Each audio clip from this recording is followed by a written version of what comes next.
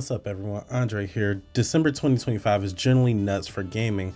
Like, we've got Metroid Prime 4 finally dropping after 8 years, Octopath Traveller going through full town builder RPG, and honestly I'm way more excited than I expected for a holiday month. Some of these look incredible, some look a little interesting. Let's get into it. And real quick, if you want to catch me out while I test these games live, I stream on Twitch under Andre the Alpha. Link is in the description. I'll probably be diving into a few of these day one, so come through and let's see if they're actually worth the hype or just a holiday season filter. Alright, let's talk some games. First up, probably the biggest release of the month, Metroid Prime 4 Beyond, December 4th on Switch 1 and Switch 2. 8 years, that's how long this game has been in development. They announced this thing back when the Switch was barely halfway through its life cycle, and now here we are launching on both the original Switch and the sequel console, and it's wild. So here's the setup. Samus gets stranded on a planet called Voss, which is this dangerous alien jungle with a massive tree at the center. You're scanning ancient ruins, fighting hostile alien creatures, and trying to figure out how the hell to get off this rock. Standard Metroid stuff, right? Except this time, Samus has psychic powers, and yeah, you heard that right. She can now control her beam shots with her mind, operate alien mechanism, and basically can do telekinesis badass stuff on top of everything else she's already capable of doing. And listen, I get it. Some people are gonna say, why does Samus need powers? But honestly, watching her enemies across the room on curved shots around corners sounds sick. If it adds to the gameplay and it doesn't feel gimmicky, I'm all for it. Why the hell not? The biggest controversy though is open world elements. Metroid has always thrived on claustrophobic, isolated atmosphere. You're alone in hostile alien environments, and the tension is part of what makes the series so good. So when people heard open world, there was some pushback. But from what I've seen, it looks like they're using it to expand exploration zones and reduce loading screen. Not turn this into Breath of the Wild with the spacesuit. And honestly, if that motorcycle they're showing off makes transversal fun instead of just morph ball spam, I'm down for it. Switch 2 version is getting enhanced visuals, mouse controls for better FPS aiming, and you can choose between 4K 60 FPS or 1080p 120 FPS. That's a solid flex for Nintendo. The only thing that has me slightly nervous is the companion character that they keep teasing. Metroid works best when Samus is alone. If this turns into some chatty sidekick constantly breaking immersion, that's gonna hurt. But I trust Retro Studios, they know what they're doing. Bottom line, after 8 years, Metroid Prime finally looks real, and honestly, it looks damn good. About to begin. Metroid Prime 4 Beyond. Available December 4th, only on the Nintendo Switch 2. Next up, Elden Ring Night Reign, The Forsaken Hollow. This DLC for Elden Ring Night Reign dropping December 14th for PlayStation, Xbox, and PC, $15 or free if you grab the deluxe edition. Okay, so quick context. Night Reign is From Software's co-op survival take on Elden Ring that came out earlier this year. It's got this roguelike structure where you're fighting through procedurally shifting maps with friends trying to take down Night Lords before time runs out. Some people loved it, some people thought it was too different from the main game. I actually had a good time with it once they patched some of the jank. The DLC adds 2 night fares, that's just what they call playable characters. First is the Scholar, who is basically a magic focused support class with high arcane stats and battlefield observation skills. So if you like to hang back, casting spells and calling out enemy patterns while your friends get bodied, this is your guy. Then there's the Undertaker. Strength and Fate build, hits like a freight train, and her whole vibe is sending enemies to the afterlife with ruthless efficiency, which yeah, is exactly what I want from a From Software character. Big weapon, big damage, no nonsense. You're also getting 2 new bosses, one called the Dredgelord, and the description says something about from the souls of the blood of the fallen, a wounded spirit follows. Classics FromSoft cryptid horror stuff. The other boss is unnamed, which is honestly just makes it more terrifying. And then there's the new area, the Great Hollow. It's this massive shifting underground cavity filled with the ruins of ancient civilizations, and the geography changes dramatically. So even if you think you've memorized the layout, the game's gonna scramble just to mess with you. Add poison gas in tight corridors and whatever nightmare boss is waiting at the bottom. And yeah, this is purely From Software's sadism. Here's my take. If you like Night Reign, this DLC is a no-brainer. If you bounced off the original because it felt different from the mainline Elden Ring, this probably won't change your mind either. But for $15, you're getting new characters, new bosses, and a whole new area to suffer through with your friends. Me personally, I'm definitely in.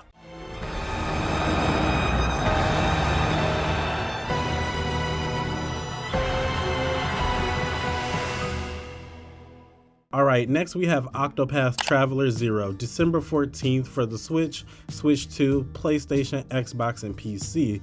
This one's a big shift for the series. Instead of 8 protagonists like the previous games, you're playing as one fully customizable character. Your home wish fields get destroyed by 3 villainous sovereigners who represents wealth, fame, and power. Classic JRPG setup. Your job is to rebuild your town, recruit companions, and take them down. The big new mechanic here is town building. You're not just traveling through towns anymore, you're actually constructing your own. You place the buildings, unlock new facilities, and depending on what you build, different NPCs shows up with different quests and protagonist paths. So your town is going to look different and feel different from someone else's playthrough, which is honestly a cool layer of personalization. Combat is still turn-based with a classic break and boost system, but now you can have up to 8 active party members split between a front row and a back row. That opens up way more technical options, especially since you can recruit over 30 characters total throughout the game. Each one has unique skills, backstories, and abilities. Now here's my concern. That sounds like it could get bloated. 8 characters was already a lot to manage in previous games, but 30? That's a lot of characters arcs to juggle without some of them feeling shallow or rushed. And town building is pretty cool in theory, but it turns into a resource management slog that gates story progression. That's gonna kill the package. That being said, visually this game looks incredible. That 2D HD art style with all the lighting effects and deep field of work is just gorgeous. Some people think it's too busy, but I love it. It's unique, and one thing I will say, early preview builds apparently had some performance issue. Hopefully they iron that out before launch, because the last thing you want in a turn-based RPG is stuttering and frame drops. If you're a fan of the series, this is probably a day one grab.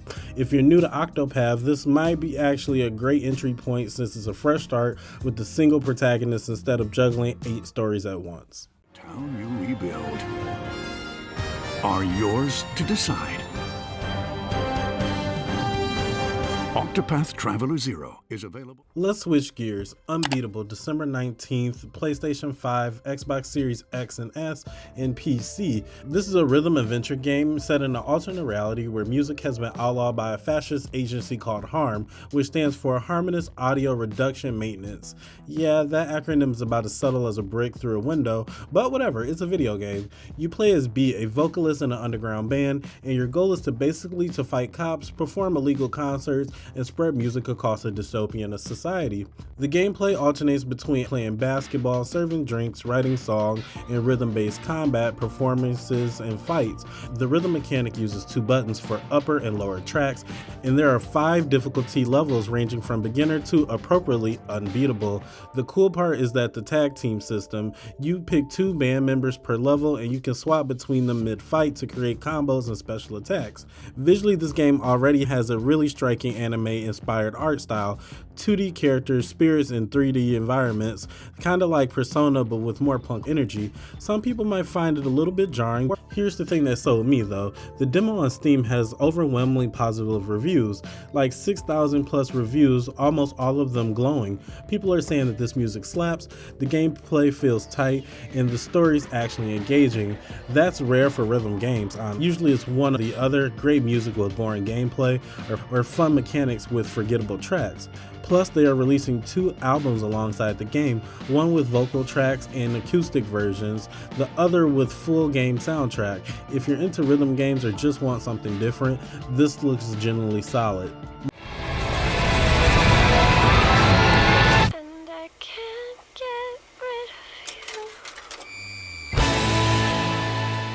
Marvel Cosmic Invasion, December 1st. This is from Tribute Games, the same team that made Teenage Mutant Ninja Turtles Shredder's Revenge, which is awesome but kind of disappeared fast. This time they're doing a Marvel beat-em-up game, and it actually looks pretty sick. The story is your standard Marvel cosmic level threat, some big bad villain launches an invasion, and a ton of Marvel heroes team up to stop it. Spider-Man, Wolverine, Nova, Captain America, Silver Surfer, Cosmic Ghost Rider, Beta Ray Bill, and Phoenix. The roster is stacked. 15 heroes total so far. It's a 2D side-scrolling brawler with the co-op support, both local and online. The big mechanic here is the Cosmic Swap, where you can pick 2 heroes per level and tag team between them instantly during combat. It's not just a gimmick either. Certain combats only work when you swap at specific times, so there's actually a strategy involved. Combat looks fast and fluid, with each character having unique moves and abilities. They're also including a bunch of accessibility options and difficulty settings so it works for solo play or full co-op chaos. Here's my take. This looks like a really solid beat 'em up. Tribute Games knows how to make these games feel good, and the Marvel license gives them a huge roster to work with. If you like Shredder's Revenge, or if you're just a Marvel fan in general who wants to punch things with their friends, this is probably going to hit that spot. It's not going to revolutionize the genre, but honestly, sometimes you just want to have a fun co-op brawler with the superhero coat of paint. This is exactly that.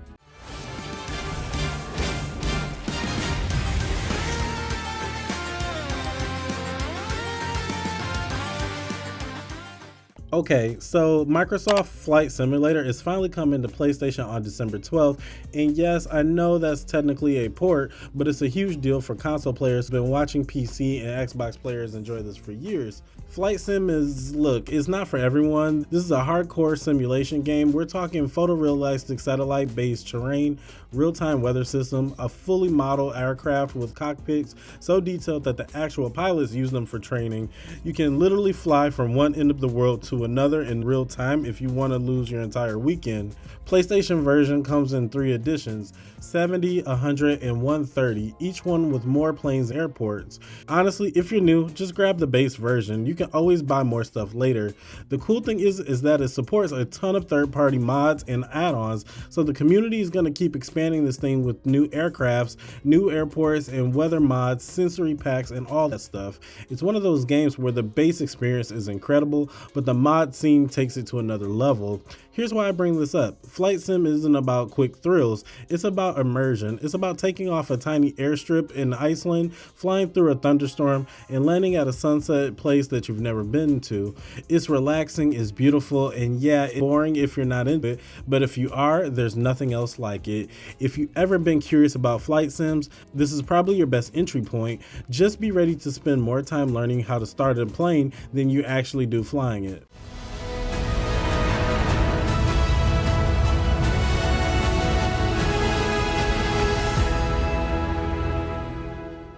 Alright, let me throw a quick more hits because December's got some other interesting stuff.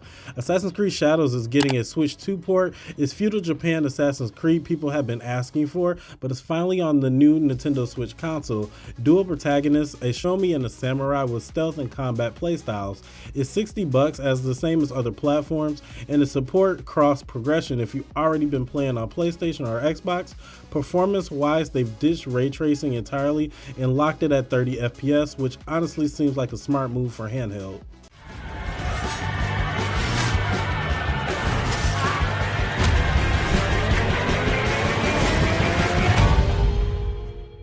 Neo Berlin 2087 is a cyberpunk detective thriller dropping exclusively on PS5, third-person action RPG with investigation mechanics, mind hacking abilities, and a heavy Blade Runner vibe. It's from a smaller German studio, and the voice actor for Adam Jensen from Deus Exodus is playing the main character. Could be great, could be a miss, we'll see. Sleep Awake is a horror game where falling asleep means you disappear forever. You play as an insomniac trying to stay awake while delivering sleep-fighting drugs to people and avoid death cults. December 2nd, weird premise, but kinda intrigued. She's Leaving is another survival horror game where you play as a forensic analyst who legally breaks into a crime scenes and ends up being haunted by a killer.